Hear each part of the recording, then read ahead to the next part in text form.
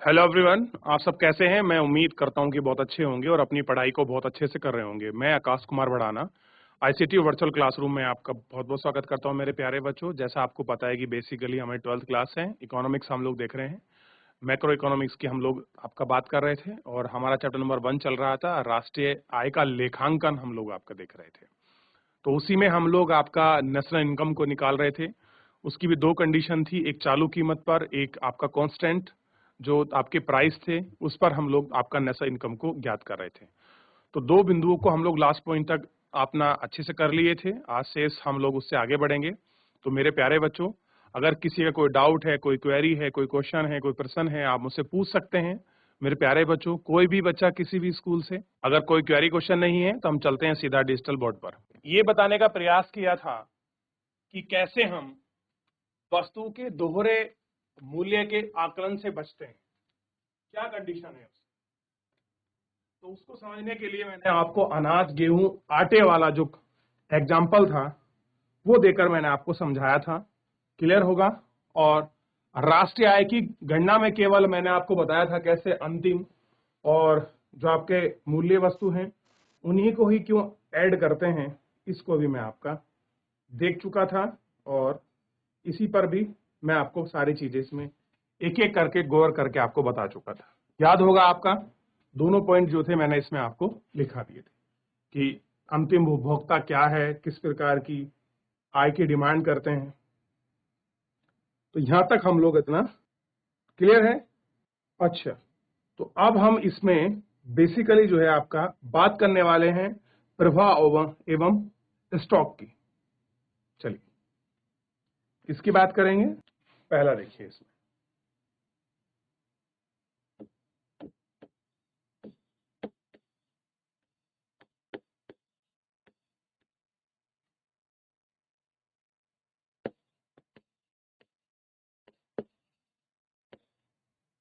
Stock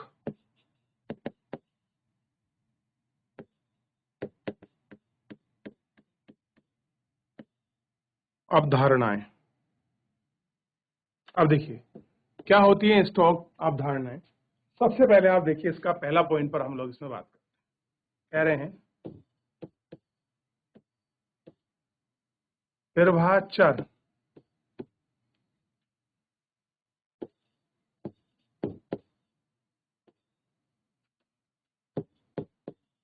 एक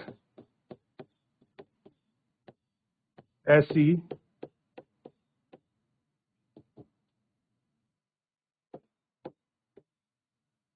मात्रा है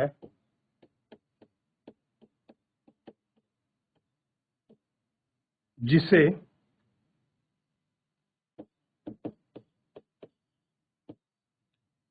समय अवधि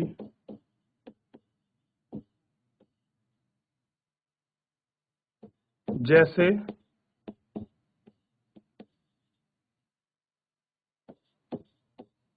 घंटे, दिन, सप्ताह,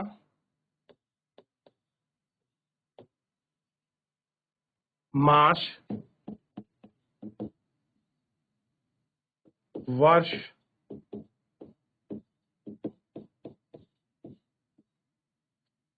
आदि के आधार पर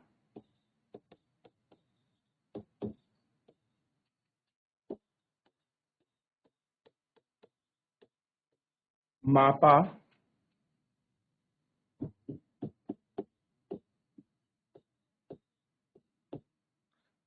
आदि के आधार पर आधार या वर्ष मापा जाता है। ठीक।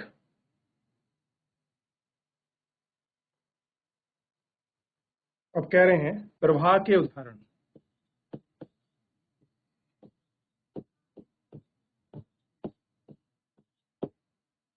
पहला देखिए, व्यय, बचत,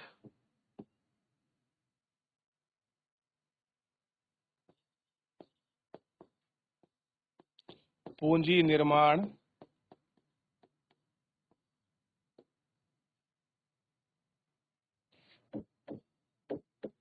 ब्याज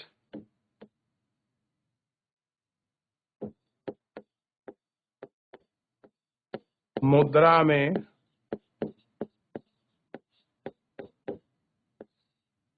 परिवर्तन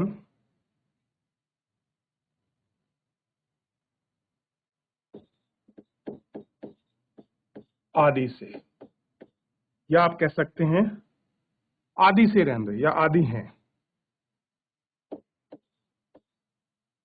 आप इस तरह भी ध्यान रख सकते हैं।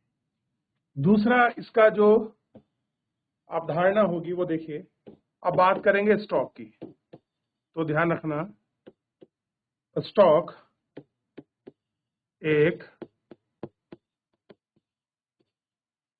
ऐसी मात्रा है जो किसी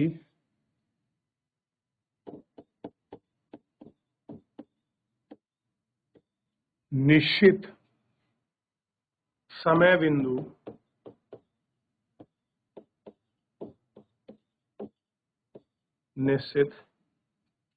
बिंदु पर मापी जाती है। किस पर मापते हैं? समय बिंदु पर। उदाहरण देखिए थोड़ा सा इसका, आप एग्जाम्पल को समझेंगे तो आप प्रवाह के और स्टॉक के जो कुछ एग्जाम्पल हैं आप उनमें बेसिकली अंतर कर पाएंगे और उनकी डेफिनेशन को पढ़ पाएंगे। जैसे संपत्ति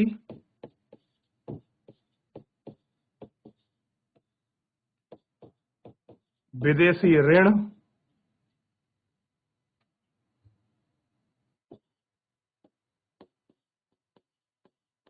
ऋण की मात्रा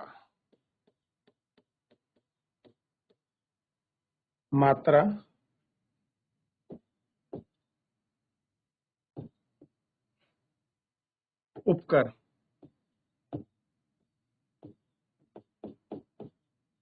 आदि, ये क्या है? ये सब अंतर है। तो ध्यान दें आप एक बार पुनः, कह रहे हैं कि स्टॉक एक ऐसी मात्रा है जो किसी निश्चित समय बिंदु पर मापी जाती है। किस पर होता है? आपके फिक्स टाइम पॉइंट पर मापी जाती है। क्या बात कर रहा है? समय बिंदु पर मापी जाती है। और जबकि आप प्रवाह में देख रहे हो, ये क्या है? ये एक ऐसी मात्रा है जिसे समय अवधि, यानी कि हम इसको घंटों में, दिनों में, सप्ताह में, कुछ महीनों में या वर्षों में मापते हैं। तो जो आपका ऐसा मात्रा, ऐसी क्वांटिटी है जिसको हम लोग आपका मेजरमेंट टाइम में, घंटों में, वीक में करते हैं, तो उसे हम क्या कह सकते हैं कि वो क्या है? आपका प्रवाह है। जैसे ब्याज है, बचत है, कैपिटल बिल्डिंग है, ये सब किसके अंतर्गत आपका आएगा? प्रवाह में। और जबकि आप देखेंगे संपत्ति है, विदेशी ऋण है, ऋण की मांग है, उपकर है, ये सब किसके अंतर्गत आते हैं? ये आपका स्टॉक में आते हैं। तो आपको स्टॉक और प्रवाह के दोनों के बीच जो अंतर है, आपको पूरा जो आपका वेरिएशन है वो आपको समझ आ गया होगा। तो आप इनको जल्दी जल्दी से आपका कॉपी कर लीजिए ताकि हम लोग आपका आगे बढ़ सकें। तो फ्लो एंड स्टॉक क्या होते हैं, ये आपको स्पष्ट होना चाहिए। इसके बाद हम लोग देखेंगे आर्थिक सीमा। और आर्थिक को आप लोग इसमें घरेलू पर्पस के लिए समझ रहे हैं तो हम इसको डोमेस्टिक भी बोल सकते हैं कि घरेलू सीमा हम किसको कहेंगे, ये भी हमको देखना है। तो अगर ये पेज आपने कॉपी कर लिया हो, आगे बढ़ जाएं। चलिए इस पेज को कॉपी करिए। चलिए आगे बढ़ते हैं और देखते हैं इसको गौर करके। बात कर रहे थे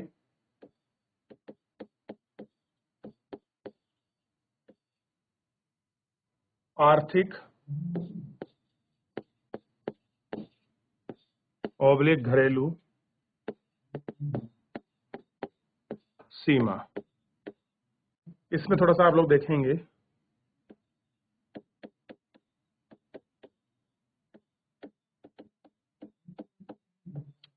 आर्थिक सीमा से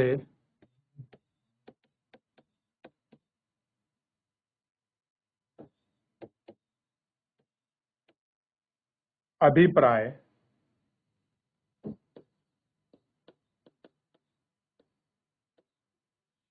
किसी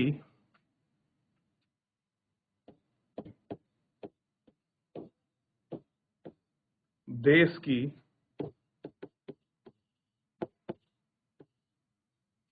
सरकार की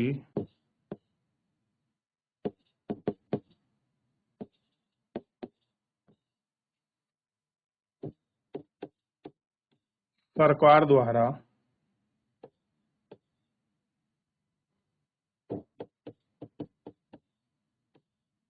प्रशस्ति उस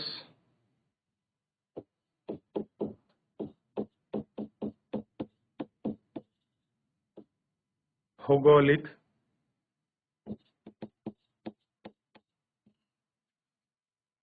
सीमा से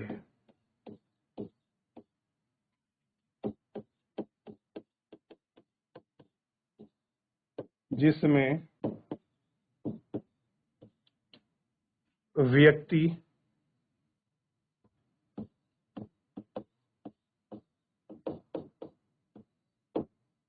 वस्तुओं तथा पूंजी का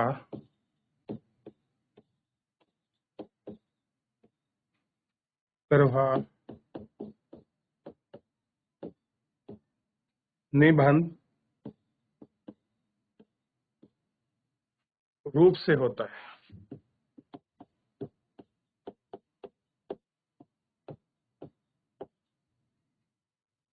चलिए देख लीजिए इसको।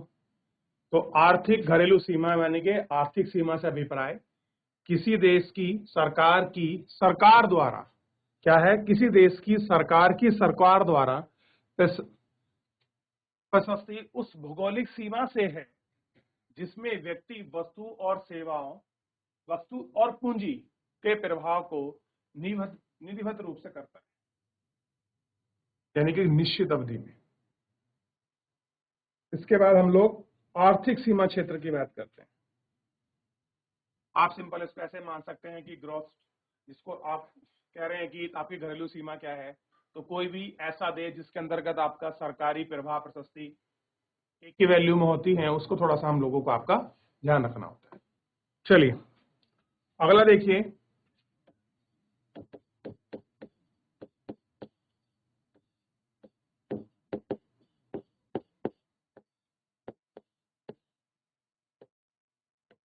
आर्थिक सीमा। सबसे पहले देखिए,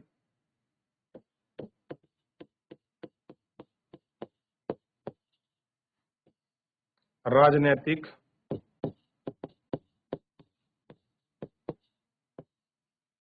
समुद्री व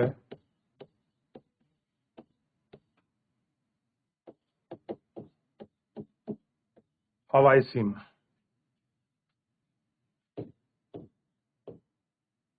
दूसरा देखिए,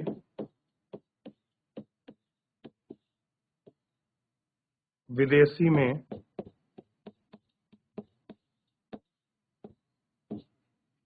स्थित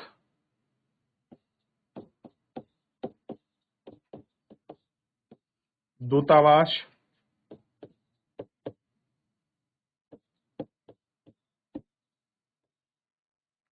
वाणिज्य दूतावास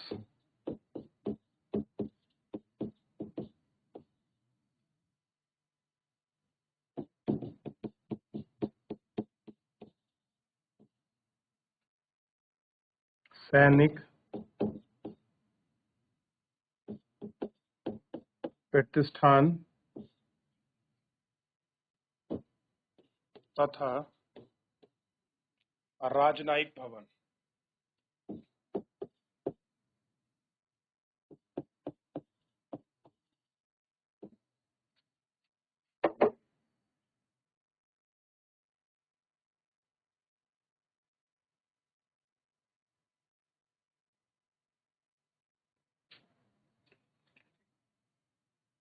तो क्या है, राजनयिक भवन आदि। ध्यान दो बच्चों, आप इसको कॉपी करिए। तीसरा देखिए, जहाज तथा वायुयान जो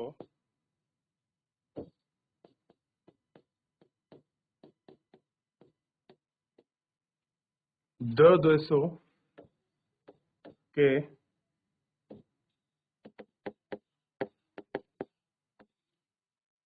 आपसी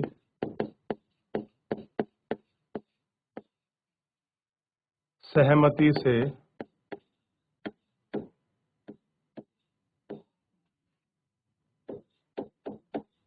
चलते हैं। ठीक। और नंबर 4 है मछली पकड़ने की नौकाएं। और आप बहुत बार देखते होंगे कि हमारे मछुआरे आपका मछली पकड़ते हैं, श्रीलंका की पुलिस पकड़ लेती है, तो कभी आपका मालदीव की पुलिस पकड़ लेती है, तो कभी पाकिस्तान की। इसको भी मैं पॉइंट है आपको समझाऊंगा। नौका कह रहे हैं, अगला है तेल व गैस निकालने वाले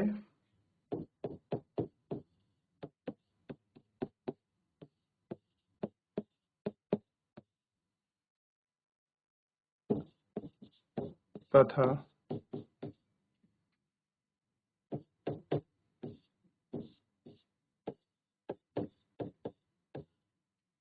तैरने वाले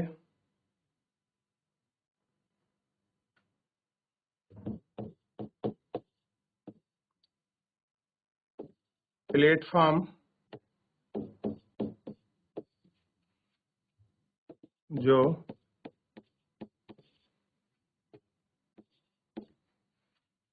देशवासियों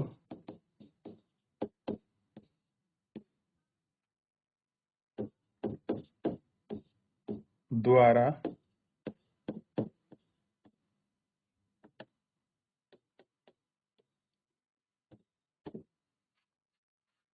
चलाए जाते हैं। ठीक। चलिए, अब देखिए होता क्या है। आर्थिक सीमा का मतलब होता है, मान लीजिए, थोड़ा सा मैं यही बता देता हूं। ये देखिए, अब कुछ क्षेत्र ऐसा होता है जहां तक आपका राष्ट्रीय सीमा होती है और कुछ उसके बाद अंतर्राष्ट्रीय सीमा। तो ये सीमा ऐसी होती है जहां तक हम लोग इसको विशेष आर्थिक जोन सीमा भी बोलते हैं, कि जहां तक हम लोग किसी देश, कोई भी देश क्या कर सकता है, वहां तक अपने देश के संसाधन को, रिसोर्सेस को वो लोग निकाल सकता है। अब होता क्या है कि जैसे ही इससे वो थोड़ा सा बाहर जाते हैं इस सीमा रेखा से, अगर कोई पास में देश है तो उस देश की बाउंड्री लगती है। अब यहां से मान लीजिए किसकी लगती है, पाकिस्तान की लगती है। तो क्या करती है पाकिस्तान की आर्मी, इन मछुआरों को पकड़ लेती है, क्योंकि वहां की कोस्ट गार्ड क्या कर रही होती है, गश्त लगा रही होती है, और वो उनकी सीमा क्षेत्र के अंतर्गत आते हैं। और आप जानते हैं कि समुद्र में पता नहीं चलता कि हम लोग कितनी दूरी आपका तय कर आए हैं, कहां तक हम लोग निकले पाए हैं, क्योंकि उनके पास कोई ऐसा हाई टेक्निकल बोट या ये चीजें फैसिलिटी नहीं होती। जिसके कारण क्या होता है, आप देखते होंगे अक्सर कि हम लोग जो हमारे कुछ यहाँ पर ये है आपका श्रीलंका, तो कितनी बार आपका श्रीलंका के मछुआरे आपके तमिलनाडु के कोस्टल एरिया तक पहुंच जाते हैं, और उसके बाद कितने जो आपके केरल तक पहुंच जाते हैं, मालाबार कोस्ट पर। तो इस तरीके से जो वहां की कोस्ट गार्ड है वो उनको पकड़ लेती है। फिर दूतावास जो भी होता है, बाद में आपका सेटलमेंट होता है, तो उस कंडीशन में भी ये है कि मछली पकड़ने वाले, नौका निकालने वाले, गैस वाले, प्लेटफॉर्म वाले, ये सब आपसी तालमेल से चलते हैं। और दूसरा इसमें ध्यान रखना है कि विदेशी स्थित दूतावास, आप देखते होंगे कि हर देश के किसी न किसी देश का, हर देश में आपका दूतावास होता है, एम्बेसी जिसको कहते हैं। अगर आप लोग देख रहे होंगे तो आप दिल्ली जाइए, दिल्ली में बहुत सारे आपको दूतावास दिखाई देंगे, जो एम्बेसी है वो आपको दिखाई देंगी। और इन एम्बेसी में आपको साफ साफ सारी चीजें एक एक करके आपको, ठीक, इसमें आपको देखने की मिलेंगी। कहीं पर आपका जर्मन की होगी, कहीं कनाडा, कहीं रूस, कहीं ब्राजील, क्लियर है, पाकिस्तान, इस तरह से आपको देखने के लिए मिलते हैं। ठीक। तो ये सारे आर्थिक सीमा क्षेत्र के ही अंतर्गत आते हैं। तो आप इनको कॉपी करें। तो मैं इसमें आपको एक छोटा सा होमवर्क का क्वेश्चन भी दूंगा आपको, थोड़ा सा आपको देखना है, करके लाना है, और बड़ा ही महत्वपूर्ण है ये होमवर्क का क्वेश्चन। देश के सामान्य निवासी, देश के सामान्य निवासी की हम लोग बात करें। और एक तो ये करके लाना है आपको। दूसरा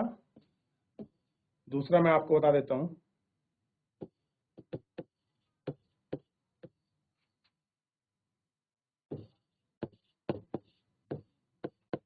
अचल पूंजी का उपभोग या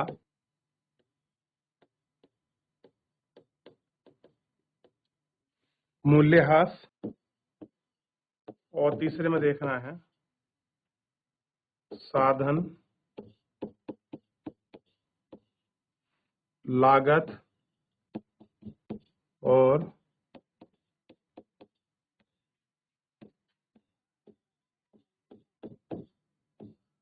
ठीक बाजार कीमत। चलिए ध्यान दीजिए। तो मेरे प्यारे बच्चों, इस तरह से हमने पूरा जो था इसमें आपका आज जो भी आपकी महत्वपूर्ण चीजें थी, फ्लो क्या होती है, स्टॉक क्या होते हैं, क्लियर है, और विशेष आर्थिक जोन क्या है, आर्थिक जोन क्या है। तो कुछ क्वेश्चन मैंने होमवर्क के तौर पे भी दिए हैं, आप इनको एक बार घर से अटेम्प्ट करिए। कोई भी क्वेरी, कोई भी क्वेश्चन बनता है आप मुझसे पूछ लीजिए। फिलहाल आज के लिए इतना ही, धन्यवाद।